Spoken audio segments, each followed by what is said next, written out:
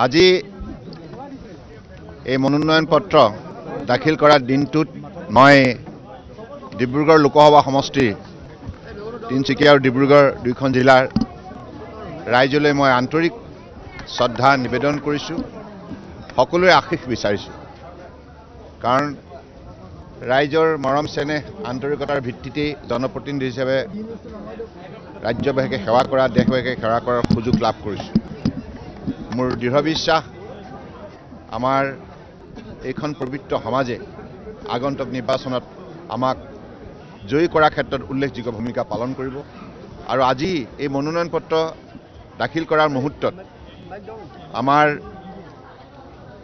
BJP, AGP, UPPL তিনিটা দলৰ ৰাজ্যিক পৰ্যায়ে যিসকল নেতৃবৃন্দই আজি এই মনোনয়ন পত্ৰত আহি আমাক উৎসাহিত কৰিলে, শুভেচ্ছা প্ৰদান কৰিলে। আমাৰ বিজেপিৰ ৰাজ্যিক সভাপতি ভৱেশ কলিতা ডাঙৰীয়া,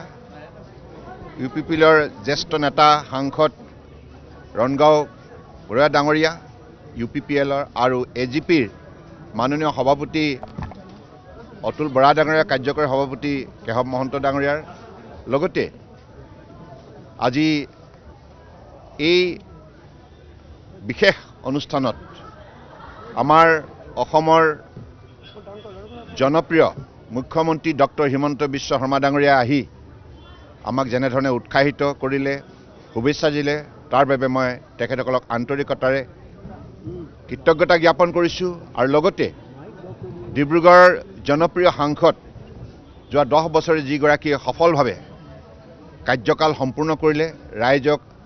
আস্থাৰ বিশ্বাসত লৈ কেন্দ্ৰীয় মন্ত্ৰী ৰামেশ্বৰ তেলী ডাঙৰীয়া মই বিশেষভাৱে ধন্যবাদ জনাইছোঁ। তেখেতে আহি আজি অনুষ্ঠানত অংশগ্ৰহণ কৰি মোক দুগুণ উৎসাহিত কৰিলে। আৰু লগতে যিসকল আমাৰ এজিপি, বিজেপিৰ কাৰ্যকৰ্তাই সুদূৰ মাৰ্ঘেৰিটাৰ পৰা ডিগবৈ, মাৰ্ঘেৰিটা, মাকুম, তিনিচুকীয়া, চাবুৱা, লাহোৱাল, দুলীয়াজান, নাহৰকটীয়া, টিংখাং, ডিব্ৰুগড় আৰু মৰাণ এই অঞ্চলৰ পৰা আহি আমাৰ কাৰ্যকৰ্তাসকলে যেনেধৰণে তেখেতসকলে কষ্ট স্বীকাৰ কৰিলে এই মনোনয়ন পত্ৰ দাখিল কৰা অনুষ্ঠান সফল কৰাৰ বাবে মই প্ৰতিগৰাকী কাৰ্যকৰ্তাক বিশেষভাৱে ধন্যবাদ জনাইছোঁ। আৰু আমাৰ কৰ্মদক্ষ বিধায়ক প্ৰশান্ত ফুকন ডাঙৰীয়া, আমাৰ ৰাজ্যিক মন্ত্ৰী বিমল বৰা ডাঙৰীয়া, ৰাজ্যিক মন্ত্ৰী আমাৰ সঞ্জয় কিষাণ ডাঙৰীয়াৰ লগতে বিধায়ক বিনোদ হাজৰিকা, পুনাকন বৰুৱা, সুৰেন ফুকন, ভাস্কৰ শৰ্মা, তৰংগ গগৈ আৰু তেৰছ গোৱালা আৰু আমাৰ চক্ৰধৰ গগৈ, ডিব্ৰুগড় লোকসভা সমষ্টিৰ অন্তৰ্গত প্ৰতিটো বিধানসভা সমষ্টিৰ আমাৰ প্ৰতিগৰাকী সফল বিধায়কে আজি অনুষ্ঠানত অংশগ্ৰহণ কৰি আন্তৰিকতাৰে তেখেতসকলে শুভেচ্ছা প্ৰদান কৰিলে। ইয়াৰ উপৰিও আমাৰ অসম চৰকাৰৰ মাননীয় মন্ত্ৰী প্ৰাক্তন বিজেপিৰ ৰাজ্যিক সভাপতি ৰঞ্জিত দাস ডাঙৰীয়া আৰু আমাৰ ৰাজ্যিক মন্ত্ৰী যোগেন মোহন ডাঙৰীয়া, লগতে আমাৰ দুয়োটা দলৰ ৰাজ্যিক পৰ্যায়ৰ জ্যেষ্ঠ নেতাসকল আৰু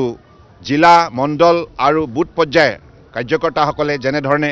উৎসাহিত হৈ এই অনুষ্ঠানত অংশগ্ৰহণ কৰিলে তাৰ বাবে মই তেখেতসকলক বিশেষভাৱে ধন্যবাদ জনাইছোঁ। মই সকলোৱে আশীৰ্বাদ বিচাৰিছোঁ, সহযোগিতা বিচাৰিছোঁ। আৰু আপোনালোকে জানে যে যোৱা 10 বছৰে মাননীয় প্ৰধানমন্ত্ৰী নৰেন্দ্ৰ মোদী ডাঙৰীয়াই যি নিষ্ঠাৰে, সততাৰে সুশাসন ব্যৱস্থা প্ৰৱৰ্তন কৰি ভাৰতবৰ্ষৰ 140 কোটি জনগণক শক্তিশালী কৰি তুলিলে, সামাজিক ন্যায় প্ৰদান কৰিলে, সকলো শ্ৰেণীৰ মানুহৰ বাবে আটাইতকৈ দৰিদ্ৰসকলকো আজি সন্মান সহকাৰে জীয়াই থকাৰ অধিকাৰ প্ৰদান কৰিলে, সামাজিক ন্যায় দিলে, অৰ্থনৈতিক উন্নয়নৰ সুযোগ প্ৰদান কৰিলে। গতিকে সেইবাবে আজি ভাৰতীয় জনতা পাৰ্টিৰ প্ৰতি, NDA গঠবন্ধনৰ প্ৰতি ভোটদাতা ৰাইজৰ বিশেষ আগ্ৰহ বৃদ্ধি হৈছে। তেখেতসকলে আস্থা আৰু বিশ্বাসেৰে আগন্তুক লোকসভা নিৰ্বাচনত তৃতীয়বাৰৰ বাবে মাননীয় নৰেন্দ্ৰ মোদী ডাঙৰীয়াক ভাৰতবৰ্ষৰ প্ৰধানমন্ত্ৰী হিচাপে আন্তৰিকতাৰে বিচাৰিছে। গতিকে সেই যাত্ৰাত আমিও অংশীদাৰ হ'বৰ বাবে অসমৰ 14টা লোকসভা সমষ্টি এই লোকসভা সমষ্টিৰ প্ৰতিটো সমষ্টিতেই জিকাৰ বাবে জয়যুক্ত হোৱাৰ বাবে আমাৰ মিত্ৰজোঁটৰ প্ৰাৰ্থীসকলক জয়যুক্ত কৰাৰ বাবে আমাৰ ৰাজ্যখনৰ মুখ্যমন্ত্ৰী ডক্টৰ হিমন্ত বিশ্ব শৰ্মা ডাঙৰীয়াই সতীৰ্থসকলক লৈ দিনে নিশাই কষ্ট স্বীকাৰ কৰিছে আৰু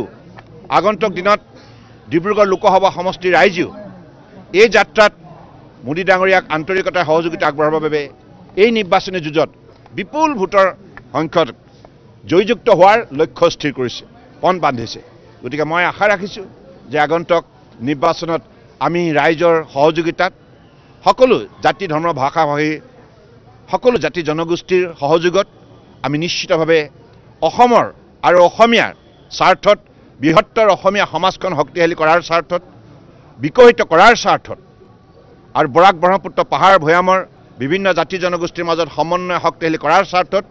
আমি আগন্তুক দিনত এই নিৰ্বাচনত আন্তৰিকতাৰে কাম কৰি যাম আৰু আগন্তুক দিনত আমাৰ লক্ষ্য হ'ব যে ডিব্ৰুগড় লোকসভা সমষ্টি ভাৰতবৰ্ষৰ ভিতৰতে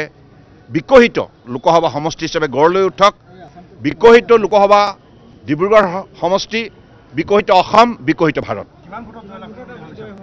আমিতো বিপুল সংখ্যক মই এতিয়া সংখ্যাত নকওঁ কিন্তু আমাৰ প্ৰতিগৰাকী মাননীয় বিধায়ক প্ৰশান্ত ফুকন ডাঙৰীয়াৰ পৰা আৰম্ভ কৰি আমাৰ কেন্দ্ৰীয় মন্ত্ৰী ৰমেশ তেলী ডাঙৰীয়া আৰু প্ৰতিগৰাকী আমাৰ বিধায়কে মানে লোকসভা সমষ্টিত থকা প্ৰায় 10টা বিধানসভা সমষ্টিৰ প্ৰতিগৰাকী বিধায়কে আজি যি দৃঢ়তাৰে তেখেতসকলে সংখ্যা কৈছে এই সংখ্যাৰ পৰা আপোনালোকে প্ৰমাণ পাইছে যে তেখেতসকলৰ যিটো আত্মবিশ্বাস এই আত্মবিশ্বাস এইকাৰণে বিধায়কসকলৰ হৈছে কাৰণ তেখেতসকলে দিনে নিশাই জনসম্পৰ্ক ৰাখিছে আৰু কেন্দ্ৰীয় আৰু ৰাজ্যৰ যিবিলাক আঁচনি এই আঁচনি ৰূপায়ণৰ ক্ষেত্ৰত তেখেতসকলে চোৱা চিতা কৰিছে সেইকাৰণে ৰাইজে তেখেতসকলক ভাল পায় কষ্ট কৰে আজি প্ৰশান্ত ফুকন ডাঙৰীয়াকে আপোনালোকে চাওক পুৱা 4 বজাত উঠি মানুহৰ লগত যেনে যোগাযোগ ৰাখে ঠিক তেনেদৰে প্ৰতিগৰাকী বিধায়কে আজি সুখে দুখে জনসাধাৰণক খবৰ ৰাখে আৰু আটাইতকৈ ডাঙৰ কথা ৰমেশ তেলী ডাঙৰীয়াই যোৱা 10 বছৰে ইমান আন্তৰিকতাৰে ডিব্ৰুগড় লোকসভা সমষ্টিৰ ৰাইজক সেৱা আগবঢ়ালে তাৰ বাবে আজি ডিব্ৰুগড় লোকসভা সমষ্টিৰ গাঁও চাহ বাগিচা চহৰ প্ৰতিটো প্ৰান্ততে বসবাস কৰা প্ৰতিটো জাতি জনগোষ্ঠী এই দলটোক আস্থা আৰু বিশ্বাসত লৈছে